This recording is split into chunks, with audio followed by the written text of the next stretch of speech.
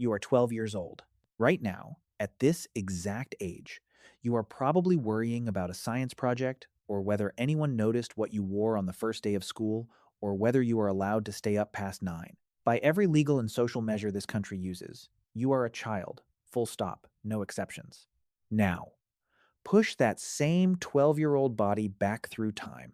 Not 1 century, 12,000 years. The body does not change. Same bones, same hormones, same brain that will not finish wiring itself together for another decade or more, according to researchers who study adolescent brain development. What changes is everything around that body. Because in that older world at 12, a girl might already be promised to a husband. She might already be pregnant. She might already be nursing an infant of her own while she herself is still, by body and by brain, mostly a child. And in the village where she lived, not one person would have thought that was strange. That is the real subject of this video, and it is not the story most people assume it is. It was not because ancient people were ignorant, and it was not simply, as the tired explanation goes, that everyone was already halfway to the grave and had no time left to waste. The real explanation runs through the biology of a growing body, the brutal arithmetic of who survived long enough to try again, and a support system built by an entire community that most people have never heard explained. And here is the part almost no one puts together. For most of human history, the age at which a person became a parent was not a decision anyone sat down and made. It was the output of a calculation running quietly underneath an entire population, one where waiting could easily be the most dangerous choice a family ever made. If you are the kind of person who likes evidence more than easy answers, this channel builds one investigation like this every week, taking an old human instinct and tracing it all the way to the present day. Stay for this one, and if it is useful, you will know within the first 10 minutes whether you want to stick around for the rest. Let's start by clearing away the number that ruins this conversation before it even begins. You have almost certainly heard that ancient people had an average life expectancy of around 30 years old, and that this is why they supposedly rushed into parenthood so young. It sounds like a complete explanation. It is also badly misleading. Life expectancy at birth in ancient populations was indeed often in the 20s or 30s, but that average is dragged down almost entirely by catastrophic child mortality. In many pre-modern populations, something close to a third to a half of all children did not survive to age 5. Disease, malnutrition, and accidents did most of the damage in the earliest years of life. Once a person survived childhood, the math changed completely. Plenty of people in the ancient world lived into their 50s, 60s, and beyond. Grandparents were not rare. Ancient Egyptian writing includes reflections on the indignities of growing old, and Greek funerary inscriptions record lifespans well past 80. The number 30 is not a lie, but it is not telling you what you think it is telling you. It is a statistical average pulled down by the deaths of infants, not a description of how long an adult who made it past childhood could expect to live. Think of it this way. If half of a village's children die before their 5th birthday, and the other half live into their 70s, the arithmetic average of those two groups lands somewhere in the mid-30s, even though not a single person in that village actually died at that age. That is not a description of a typical life. It is a description of what averaging does when tragedy is concentrated at one end of the timeline. Demographers who study this call it a misreading of life expectancy at birth versus life expectancy conditional on survival. And it is one of the most repeated and most misunderstood statistics in popular history, largely because 30 sounds specific and dramatic in a way that a more accurate but clunkier explanation does not. So if the explanation for early parenthood is not simply everyone was about to die anyway, something more specific has to be going on. And it starts with a fact about the human body that most people have never been taught. Puberty does not run on a fixed timer. It runs on a fuel gauge. Researchers going back to the work of biologist Rose Frisch in the 1970s found that the onset of menstruation is tied less to age itself and more to body composition, specifically the amount of stored body fat a girl has accumulated. Frisch proposed what became known as the critical fat hypothesis, the idea that a body needs to cross a threshold of stored energy, something in the range of 17% body fat for very active girls and closer to 22% for others, before the reproductive system will reliably switch on. The logic makes sense once you think about it from the body's point of view. Pregnancy and nursing are enormously expensive in calories. A body that does not yet have the energy reserves to survive that expense delays the whole process as a kind of built in insurance policy. The underlying logic is closer to resource accounting than most people expect from something as intimate as puberty. A body burns an enormous number of calories to build and sustain a fetus, and then more still to produce milk for a nursing infant afterward. A body that has not banked enough fat to cover that cost is, in a very real physiological sense, gambling with its own survival if it tries anyway. So, the reproductive system waits. It monitors incoming energy the way a thermostat monitors temperature, and it only switches on once the numbers look survivable. This single mechanism explains something that otherwise looks contradictory. In the mid 1800s, in parts of industrialized Europe, the average age of first menstruation was closer to 17. By the middle of the 20th century, in the same regions, it had fallen to under 13. Nothing changed in human genetics over that span of a little more than 100 years. What changed was food. Steadier, richer, more reliable nutrition pushed puberty earlier because the fuel gauge started filling up faster. Cities like Shanghai recorded average menarche age falling from around 17 and a half for girls born in the 1940s to about 14. For girls born in the 1990s, a shift of roughly 7/10 of a year every decade. So puberty age itself has never been a fixed biological constant for our species. It moves with nutrition, and it always has. That single fact rewrites the entire question of ancient parenthood, because it means the age at which someone's body became capable of pregnancy was never uniform across history. It depended entirely on how well fed that specific population happened to be. Which brings us to law, because biology only tells you when a body could become a parent. It does not tell you when a society expected it to. Ancient Rome gives us one of the clearest examples on record, because Roman law explicitly set the minimum legal age of marriage at 12 for girls and 14 for boys. That number, 12, was written directly into Roman legal codes. But historians studying this period disagree sharply about how often that legal minimum reflected the typical experience. Some scholars, following what is sometimes called the Mediterranean model, argue that most Roman women, outside of the wealthiest elite families, typically married closer to 18.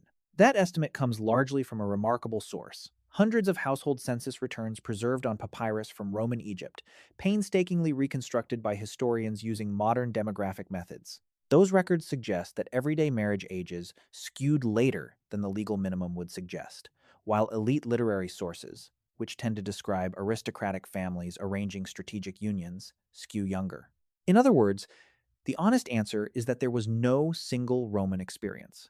A senator's daughter and a farmer's daughter in the same empire, in the same century, could face completely different expectations.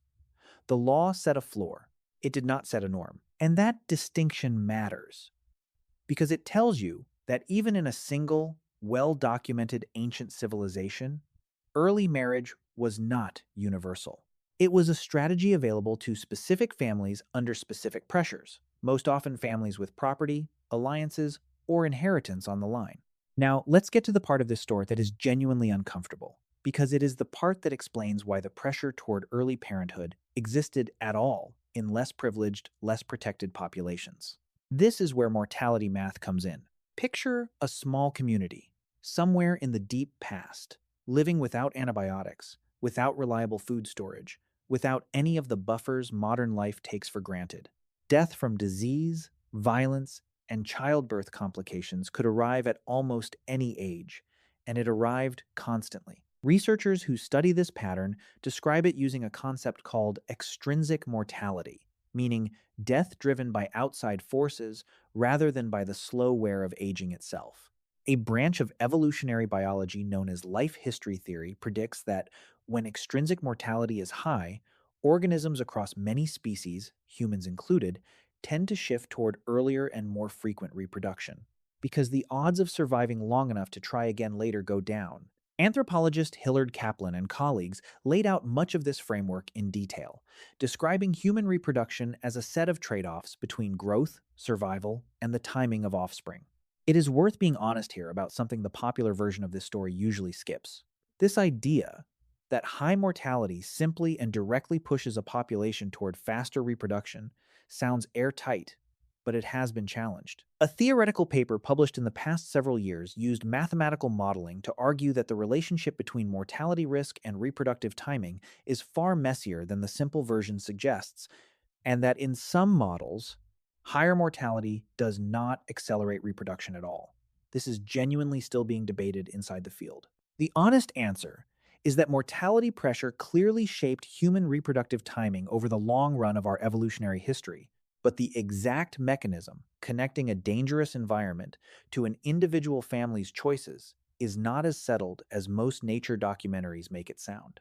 Let's be specific about what that pressure would have actually looked like inside a single family, because the abstract version of this argument tends to float above the reality of it. Picture a mother in a small community who has already lost one infant to fever and watched a neighbor die giving birth. She does not have access to a chart showing regional mortality curves. What she has is a lifetime of direct observation, and that observation tells her, correctly, that survival to old age is not guaranteed for anyone, herself included. A family operating under that kind of uncertainty is not behaving irrationally by prioritizing reproduction early and often. It is responding, generation after generation, to a pattern of loss that repeats often enough to shape expectations, even without anyone ever writing the mortality rate down as a number. What is settled, and far less comfortable to sit with, is the physical cost.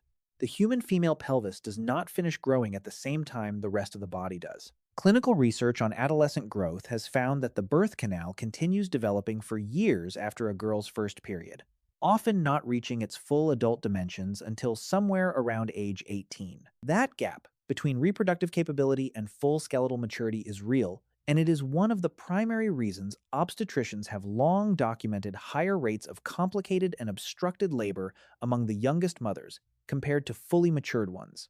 Bioarchaeologists examining skeletal remains from various ancient burial sites have found evidence consistent with this pattern, including signs of birth-related stress in the pelvic bones of individuals who died young. This is not a footnote.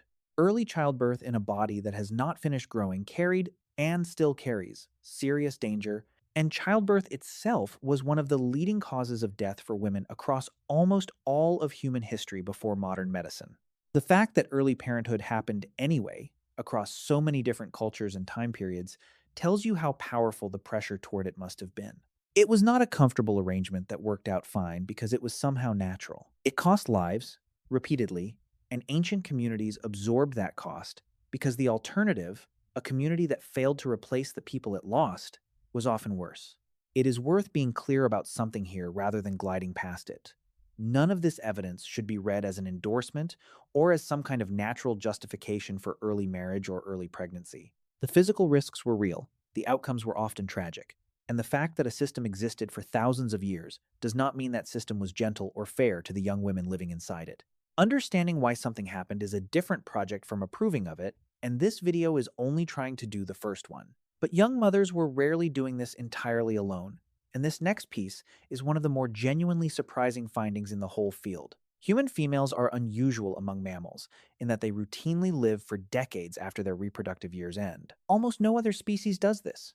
Most animals that can no longer reproduce simply do not live much longer, because there is little evolutionary pressure keeping them alive once they can no longer pass on genes directly. Anthropologist Kristen Hawkes and her colleagues proposed an explanation known as the grandmother hypothesis, built on research showing that older women who could no longer bear children themselves became extraordinarily valuable by helping feed and raise their grandchildren instead. That support freed younger mothers to have children sooner and closer together, because an experienced safety net of caretakers was already in place. Researchers studying rural communities in the Gambia found that toddlers with a living maternal grandmother were roughly half as likely to die in early childhood as those without one. This pattern extends into something anthropologists call alloparenting, meaning caregiving provided by people other than the biological parents. In many traditional societies, raising a child was almost never a two-person task. It was distributed across grandmothers, aunts, older siblings, and the wider group.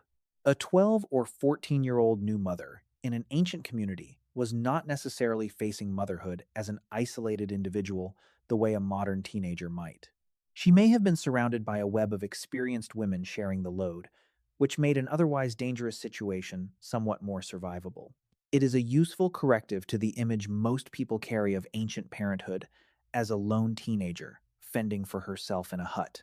The more accurate picture, in many of these societies, looks closer to a small, standing childcare workforce, unpaid and informal, but real, built directly into the structure of daily life. Here is where the story gets genuinely more complicated than the title of this video might suggest, and it is worth sitting with because it undercuts the assumption that every ancient person had children at 12. When anthropologists study modern hunter-gatherer and foraging populations, groups that offer researchers a rough working model for how many ancient humans likely lived before farming took hold, the data does not show universally young motherhood at all. Across multiple studies of forager populations, the average age at first birth clusters closer to 18 or 19, sometimes later. Among the Kung of southern Africa, researchers have documented an average age at first birth closer to 21, with menarche itself arriving around 16 and several years of reduced fertility following before a first pregnancy typically occurred, a delay researchers attribute partly to adolescent subfecundity, the irregular and often non-ovulatory cycles that frequently follow the start of menstruation. Among the Hadza of Tanzania, a foraging population whose demography has been studied closely for decades, researchers have recorded a mean maternal age of childbearing around 30, a figure that averages across a woman's entire reproductive life, rather than measuring only her first pregnancy, but one that still makes the same basic point.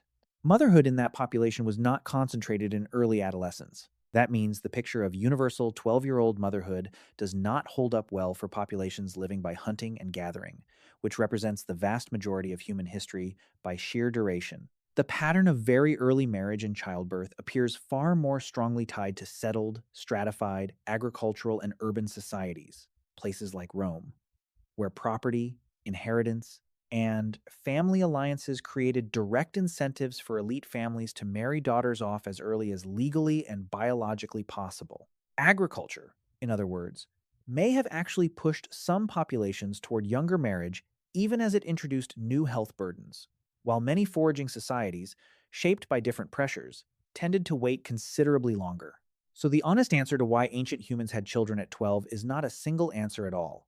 It depends enormously on which ancient humans, living under which economic system, facing which specific set of pressures. There is one more piece of this that connects directly to right now, and it is the part that makes this more than a history lesson.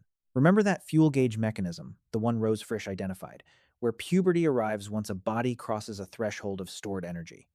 That mechanism did not stop working when history became modern. It is still running quietly inside American children today. Researchers tracking menarche age across recent decades have continued to document a gradual downward trend in parts of the United States. And public health researchers have pointed to rising childhood body weight as one plausible contributing factor, alongside other environmental influences that are still being studied and are not fully settled. The same biological lever that once pushed a malnourished medieval peasant girl's first period back to 16 or 17 is, under different conditions, nudging some children's bodies toward puberty earlier today. It is a strange thing to realize that an instinct shaped across hundreds of thousands of years of scarcity is still quietly active underneath modern American childhood, just responding to abundance instead of famine. The equation has not disappeared. It has simply been fed different numbers. This is worth sitting with for a moment, because it reframes the whole video. The mechanism that once forced a malnourished ancient girl's body to delay puberty for years, and the mechanism that can nudge a well-fed modern child's body toward puberty earlier than her parents experienced it, are the same mechanism, running on the same ancient logic, just fed opposite inputs. Nothing about the biology is new. Only the environment surrounding it has changed, and changed fast enough that the body has not had time to adjust its expectations. That is a pattern worth remembering well beyond this one topic. An instinct built for scarcity does not simply switch off once scarcity disappears. It keeps running, quietly, underneath a world it was never designed for. So where does that leave the honest answer to this video's question? Ancient humans did not have children at 12 because they were ignorant. And they did not have children at 12 simply because everyone was about to die anyway. The real answer is a tangle of biology that responded directly to nutrition, legal, and cultural systems that treated bodily readiness as social readiness, a brutal mortality calculation that rewarded early and repeated reproduction in dangerous environments, a support network of grandmothers and extended kin that made early motherhood somewhat more survivable, and a pattern that, contrary to the simplest version of this story, was never universal in the first place. Foragers often waited. Farmers and city dwellers, especially the wealthy ones, often did not. The gap between what most people assume about ancient parenthood and what the evidence actually shows is not a small gap. It is the difference between a species making one lazy choice out of ignorance and a species running a precise, brutal, and remarkably adaptive calculation under conditions almost no one alive in America today has ever had to face. The papyrus census records from Roman Egypt that helped uncover part of this story are still sitting in archives, nearly 2,000 years after a scribe first wrote a household's ages onto them in ink. Somewhere in that stack of names is a 12-year-old girl whose real life we will never fully know, only the brutal and remarkable calculation her world ran on her behalf. That calculation is not something our species left behind by accident. It is something we escaped, slowly, deliberately, and only very recently, by building a world stable enough that a 12-year-old could finally be allowed to just be 12.